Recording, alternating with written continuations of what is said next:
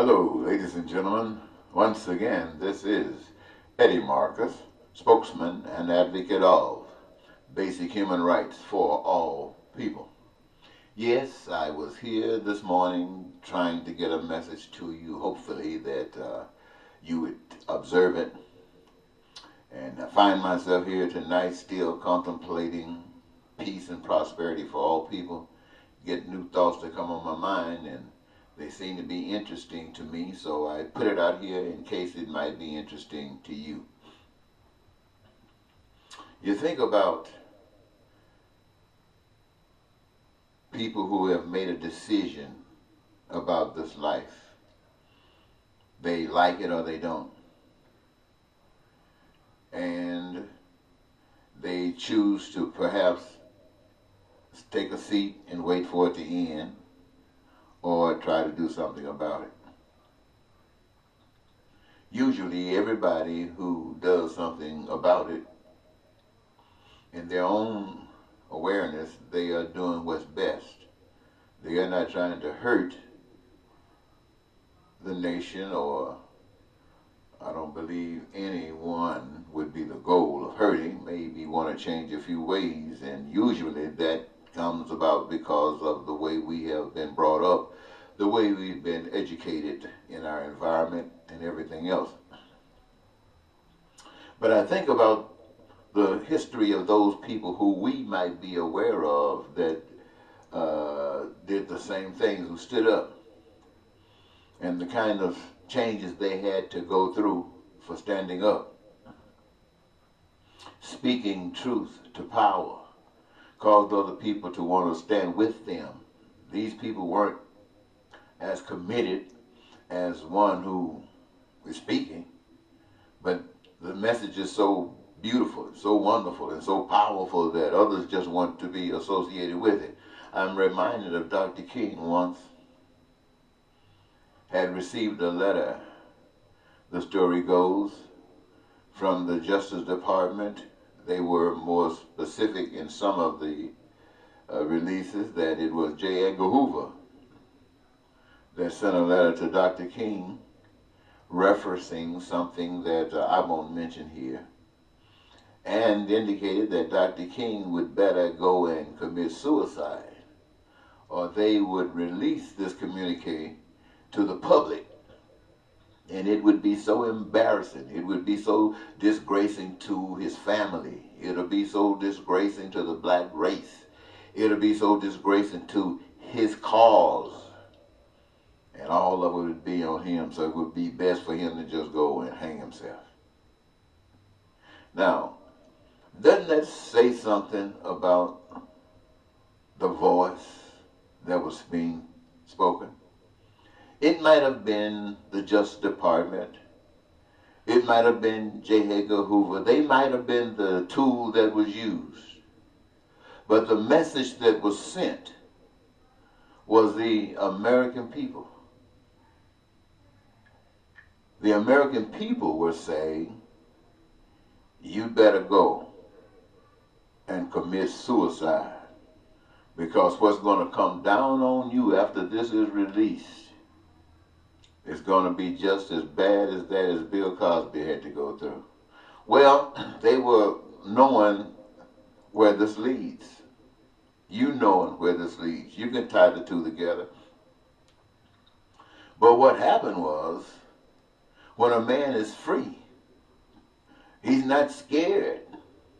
You can't offer him a seat on the Supreme Court if he would agree to do and be controlled by the dictates of someone else who would allow him to escape the embarrassment that he would have to go through, or she would have to go through, who would allow them to escape the punishment that they would have to go through if they went to that degree. But if you could keep it cool and agree that you can be a tool for us, whomever that us might be, then we can try to help you get through this. And so you do what you have to do to try to get him through there, and people might protest and stuff like that, but he gets through anyway. Why? Because that's the will of the people. Now, when I say that's the will of the people, when I say it's the people that killed Dr. King, When I say it was the people who killed Medgar Evers, when I say it was the people of the United States of America in these events I just mentioned, and also it was the people of the country that killed Gandhi. It was the people of the country that killed every leader that stood up for righteousness, that stood up for that which was to benefit all, everybody, who stood up. And the people said, kill him. Now I know you don't think you said that, but somebody said that. Somebody said it, and then they followed it up with action. Now who was it that said it? Was it you? Was it you? I bet you I can ask the whole world and no one would claim it. But you're all in the same bag. Well, what did they die for? They died because they were trying to free you. They were being led to the mountain edge and saying, if you believe what you believe, then jump. Maybe he didn't jump. Well, if you don't jump, I will push you. And they were pushed to tell you that the message that they have been giving you is so true that standing over the cliff, being pushed, or hung on a tree, a shot in the head was worth it all. Because that which tries to kill you knows they can't use you, and they sure didn't make you. And so they don't care and they don't mind sending you back to where you came from, because they know that everybody else don't know. And so it's freedom for you, but it's bondage for those who haven't gotten the message yet. But you know what?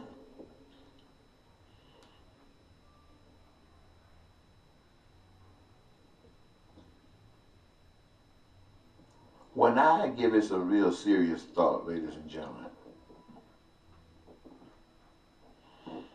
I have learned that for every truth, there is a lie. And the ones who support either position, in many cases actually believe that that which they support is true. That it is the goal of life, that it is the best, it is the most wonderful thing that can occur. There are those that believe that they can separate themselves from amongst the people as being the best, the superior amongst them all. The one with the greatest ideas, the one that can conserve this mighty earth that the power we can't see, can't touch, can't feel gave us. They are the ones that can preserve it, and preserving it sometimes means getting rid of those human beings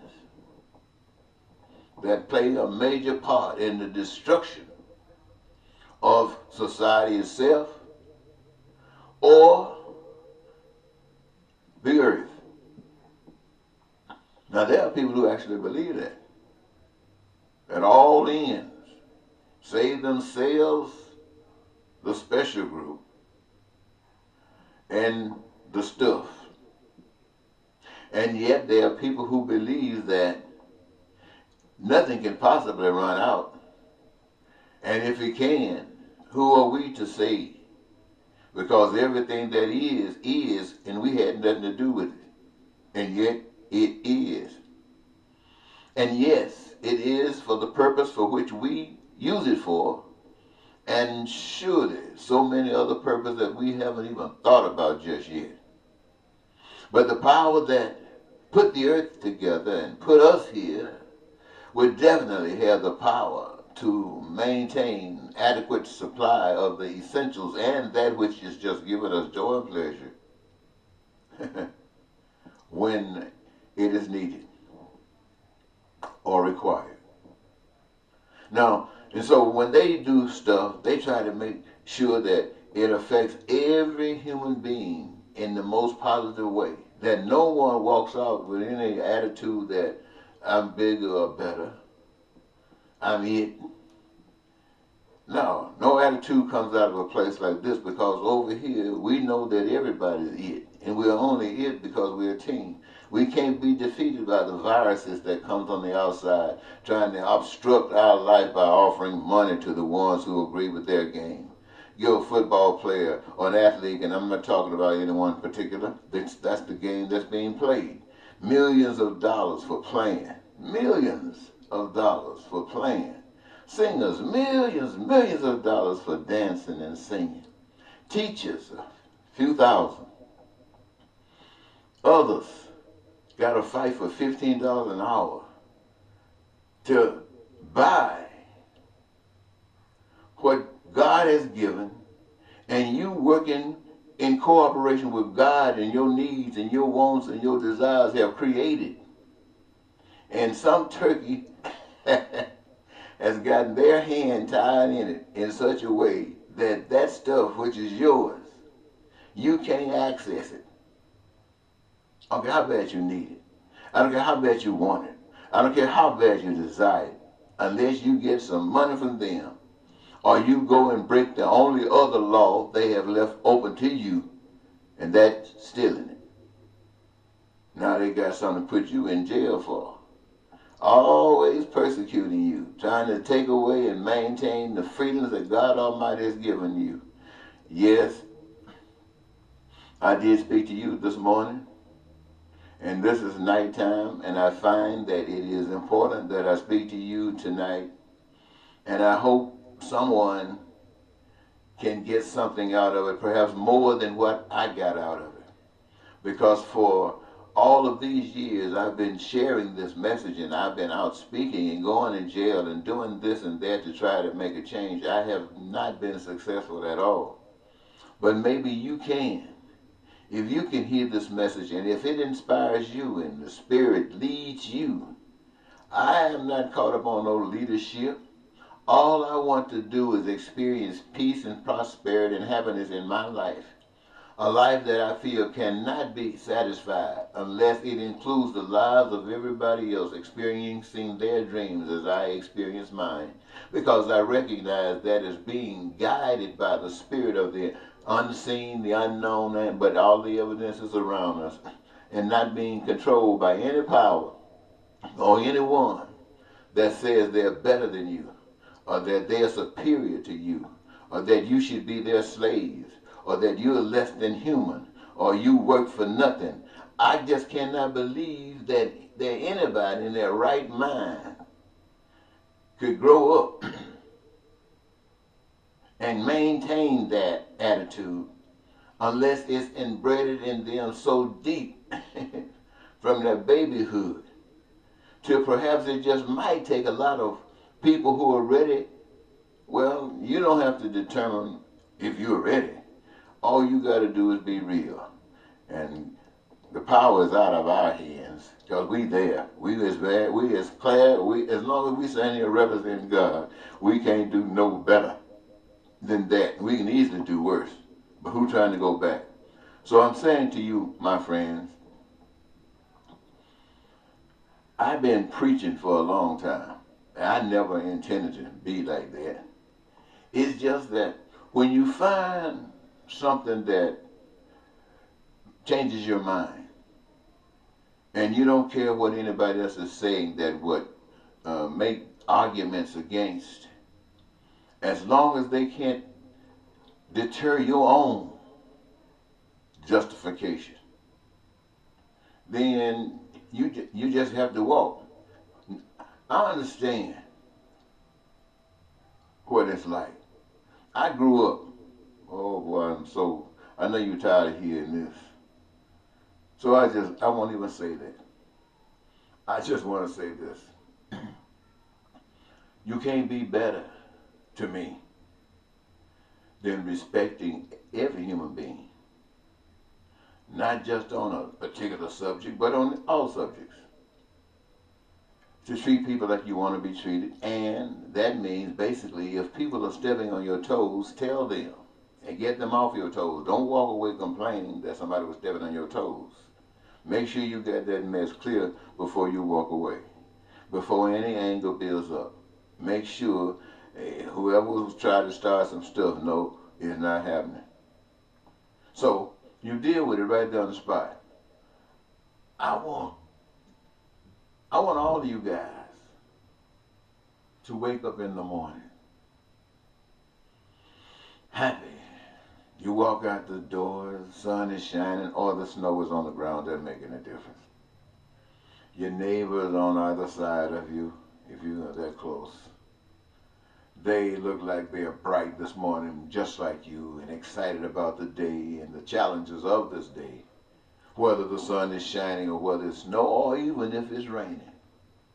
They are prepared to deal with this situation and be the best that they can be in this day, because my George, there's nothing better than being the best that they could be this day.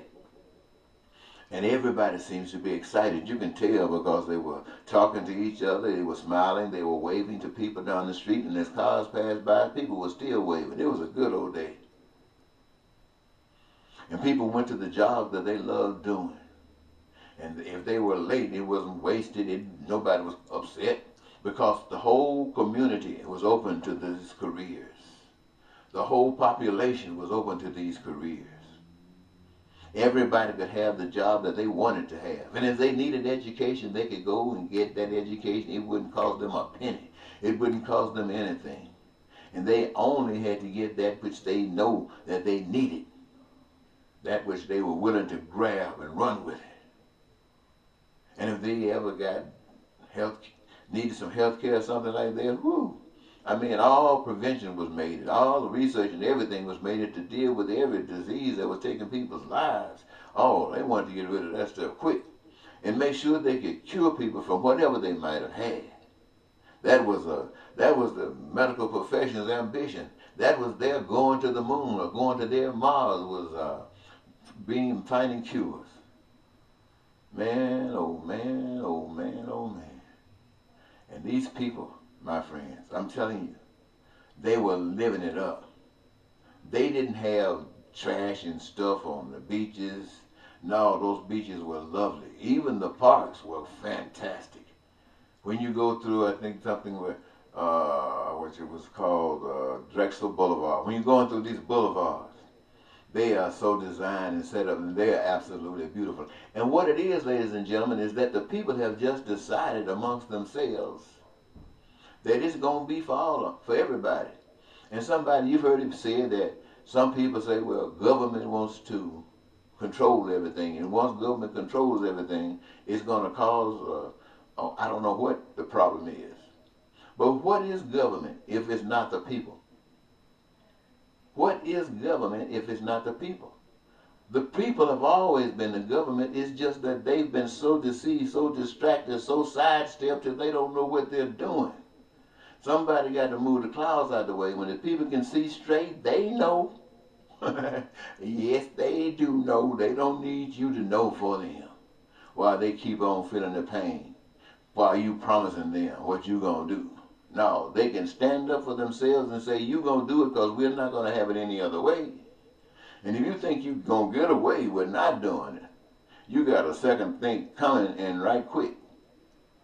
Because we are going to handle it. We're going to demand that the peace and love that gives us the right to ride down the streets and see people. The jails, what are they? People wearing guns for what? People upset with their neighbors, upset with Russia. Why? We want Russia to be as wonderful as we are. We want Iran and North Korea to be as wonderful as we are. Why? Because we are all representatives of God. See, on their hand, you got to be all representatives of white, or you got to be all representatives of black, or you got to be all representatives of men or women or Americans or some other. But with God, it's everybody. Why is it everybody? Because there's not but one top dog. Ain't but one top dog, and that's God. And all of us just be out here barking, having a hallelujah good time to do and enjoy what we were made to do and stop trying to be God. Now that might move somebody. I'm going to end it there. I didn't know I was going to talk that long, but it's got good to me. When I think about it, I know sometimes I'm repeating the same things over, but it gets good to me. Some places I go, I got pictures around on the walls and stuff, and I see these lovely children. I see these lovely people, and I'm imagining them enjoying the life that I speak about. I'm imagining their children and their grandchildren enjoying the life that I'm speaking about. And I'm talking about your kids, your grandkids, and all of them enjoying the life that I'm speaking about. And I've got to worry about the black man. Ain't got to worry about the white man. Ain't got to worry about the people in foreign countries, because we got this thing settled. Why? Because we learned the lesson. What? Everybody deserves. That everything was given for all of us. We learned that lesson. And so we stopped trying to take and stop trying to connive and stop trying to be smart. We just start working together, baby. Because we found out that when you work together, that rhythm and that motion start going, and next thing you know, you're screaming. So I'd like to see us screaming from love instead of hate. All right. Bye-bye.